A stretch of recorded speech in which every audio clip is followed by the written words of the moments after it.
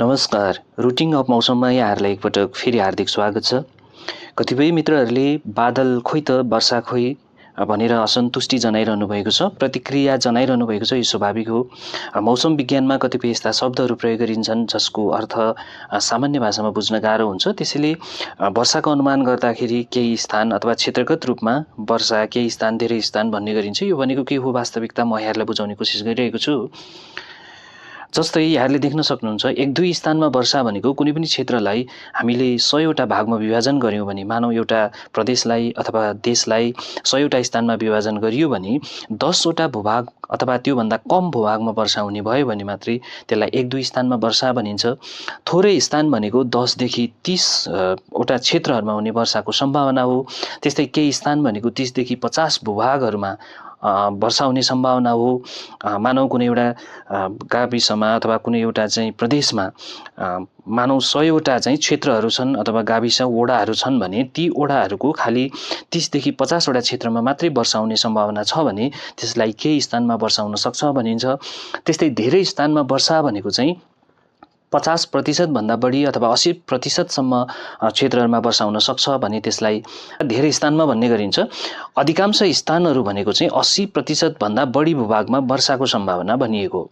जस्तै हामीले यो चित्रमा पनि देख्न सक्छौँ, एक दुई स्थानमा वर्षा भनेको 10% क्षेत्रभन्दा कम, केही स्थानमा भनेको 10 देखि 30% क्षेत्र, थोरै स्थान भनेको 30 देखि 50% क्षेत्र र धेरै स्थान भनेको 50 देखि 80% क्षेत्र र त्यस्तै गरेर अधिकांश स्थान भनेको 80% अथवा सबैतिर वर्षा हुन सक्ने सम्भावना हो।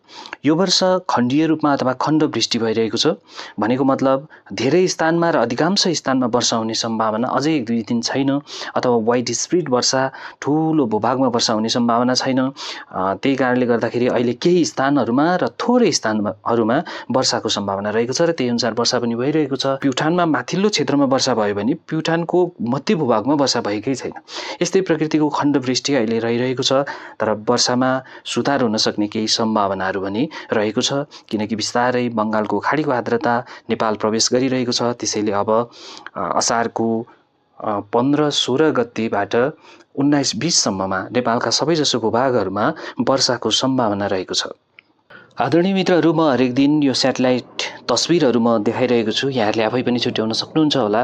हिजो अस्तिको अवस्थाभन्दा वर्षामा केही सुधार भएको सङ्केत देखिन्छ।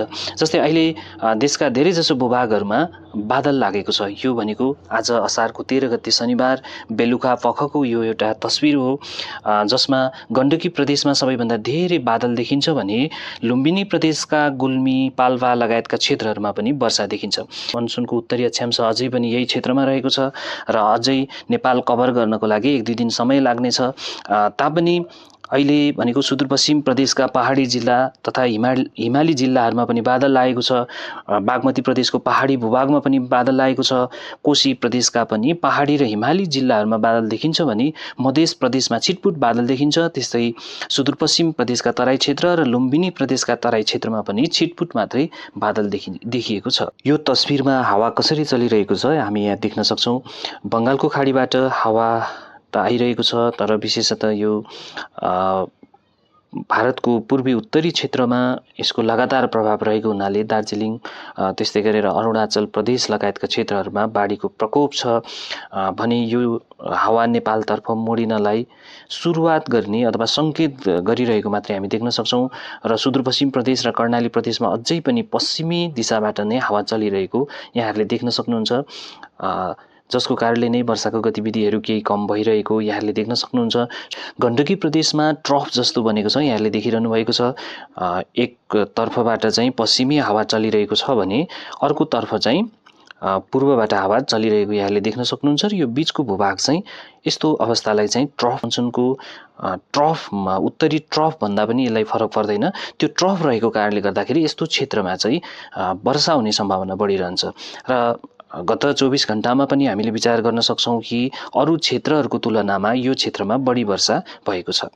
नेपालको मौसम पूर्वानुमान महाशाखाले जारी गरेको यो चित्रमा आज 27 गते त्यसका पहाडी तथा हिमाली भूभागहरूमा गतिविधि हुन सक्ने सम्भावना देखिएको छ।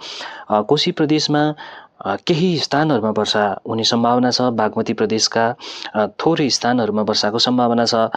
गण्डकी प्रदेशमा यहाँ प्रोजेक्सनमा नदेखिए पनि यहाँ चाहिँ केही स्थानहरूमा भनेको मतलब चाहिँ बीचका जति पनि जिल्लाहरू रहन्छन् गण्डकी प्रदेशको मध्य भूभागका, यी भूभागहरूमा वर्षाको सम्भावना छ। कर्णाली प्रदेशका हिमाली तथा पहाडी भूभागहरूमा वर्षाको सम्भावना छ। सुदूरपश्चिम प्रदेशको दार्चुला बझाङ लगायतका क्षेत्रहरूमा पनि वर्षाको सम्भावना छ। लुम्बिनी प्रदेश गुल्मी, अर्घाखाँची, कपिलवस्तु, रूपन्दी, पाल्पा लगायतका क्षेत्रहरूमा वर्षाको सम्भावना छ भने पश्चिम तराईका क्षेत्रहरूमा निरन्तर गर्मी चाहिँ बढिरहने सम्भावना छ। त्यस्तै गरेर मध्य प्रदेशका पनि केही क्षेत्रहरूमा एकदमै गर्मी बढ्ने सम्भावना रहन्छ 1-2 दिन। भनेको मतलब पर्सा, बारा, रौतहट, सर्लाही लगायतका जिल्लाहरूमा पनि गर्मी बढिरहने सम्भावना छ भने कोशी प्रदेशका तराई भूभागमा भने वर्षा तापक्रम नियन्त्रणमा रहन सक्ने सम्भावना रहेको। भोलि आइतबार अथवा असारको 14 गते पनि देशका पहाडी भूभागहरूमै वर्षाको गतिविधि हुने सङ्केत देखिएको छ। यहाँले देख्न सक्नुहुन्छ कोशी प्रदेशका पहाडी भूभागहरूमा, त्यस्तै बागमती प्रदेशका हिमाली भूभागहरूमा, गण्डकी प्रदेशका पहाडी जिल्लाहरूमा, त्यस्तै कर्णाली प्रदेशका पनि पहाडी तथा सुदूरपश्चिम प्रदेशका पनि पहाडी जिल्लामा गतिविधि बढी हुने चाहिँ अनुमान गरिएको छ भने सुदूरपश्चिम प्रदेशका तराई क्षेत्र, त्यस्तै लुम्बिनी प्रदेशका तराई भारतसँग जोडिएका क्षेत्रहरू, मध्य प्रदेश, त्यस्तै कोशी प्रदेशको तराई भूभागमा वर्षाको सम्भावना कम देखाइएको छ तापनि अहिले ठुलो मात्रामा अथवा वाइड स्प्रेड तरिकाले बङ्गालको खाडीबाट चाहिँ आर्द्रता भित्रिने क्रममा छ। त्यो क्रम अथवा चाहिँ पर्याप्त आर्द्रता भित्रिसकेको छैन, जसले गर्दा ठुल्ठुला बादलका प्याचहरू विकसित भइरहेका छैनन्। खण्ड वृष्टि भइरहेको छ। हामी कुनै नगरपालिकाको एउटा चाहिँ वडाको एउटा क्षेत्रमा छौँ भने त्यही वडाको अर्को क्षेत्रमा चाहिँ वर्षा नभइरहन सक्दछ अथवा खण्ड रूपमा अथवा खण्डीय रूपमा वर्षा भइरहेको छ। र यो समय भनेको चाहिँ तापक्रम एकदम बढिरहेको समय भएको हुनाले यतिखेर तराई क्षेत्र लगायत पहाडी केही भूभागहरूमा हावाहुरी पनि चल्न सक्ने सम्भावना रहन्छ।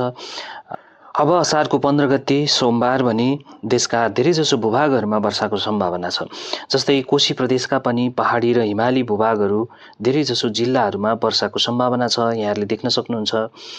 त्यस्तै गरेर बागमती प्रदेशका पनि पहाडी तथा हिमाली सबैजसो जिल्लाहरूमा वर्षाको सम्भावना छ।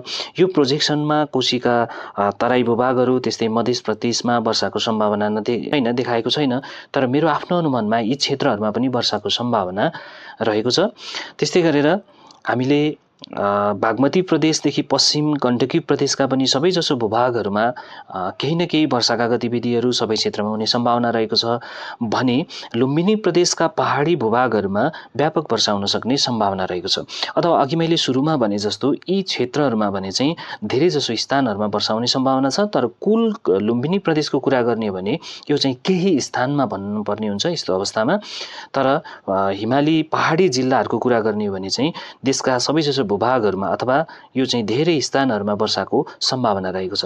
त्यस्तै कर्णाली प्रदेशका पनि हिमाली जिल्लाहरूमा वर्षाको सम्भावना छ। सुदूरपश्चिम प्रदेशमा वर्षाको सम्भावना कम, तराईका जिल्लाहरूमा निरन्तर गर्मी बढ्ने र यी क्षेत्रहरूमा पनि फाटोफुट्ट मौसमी गतिविधि भने चाहिँ हुन सक्ने सम्भावना रहेको छ। असारको 15 गते, असारको 16 गते अथवा मनसुनको पहिलो महिना जुन महिनाको अन्तिम दिनमा चाहिँ मौसमको गतिविधि यहाँहरूले देख्न सक्नुहुन्छ। यो चित्रमा सुदूरपश्चिम प्रदेशको हिमाली जिल्लाहरू त्यस्तै गरेर कर्णाली प्रदेशका माथिल्ला भूभागहरू र सुदूरपश्चिम प्रदेशको तराई भूभागलाई छोडेर देशका अधिकांश भूभागहरूमा केही न केही वर्षाका गतिविधिहरू हुन सक्ने देखिन्छ। यो भनेको मोइस्चर हो, बिहानैदेखि बेलुकासम्म वर्षा होइन कि वर्षाको सम्भावना बढ्दै गएको छ र उक्त दिन अथवा 16 गते चाहिँ देशका धेरैजसो भूभागहरूमा वर्षाको सम्भावना रहेको छ। कोशी प्रदेशका पहाडी जिल्लाहरू तथा मध्य प्रदेशका पूर्वी जिल्लाहरूमा भारी वर्षा पनि हुन सक्ने सङ्केत देखिएको छ र अब बिस्तारै देशमा मौसम परिवर्तन हुन सक्ने सङ्केत देखिएको छ। तत्कालै ठुलो परिवर्तन व्यापक रूपमा चाहिँ परिवर्तन नभए पनि हिजो आज जस्तो गर्मीको माहौल कम हुनेछ र देशमा वर्षाको गतिविधि बढ्नेछ। हस्त आजलाई यति नै, भोलि म फेरि उपस्थित हुनेछु। नमस्ते।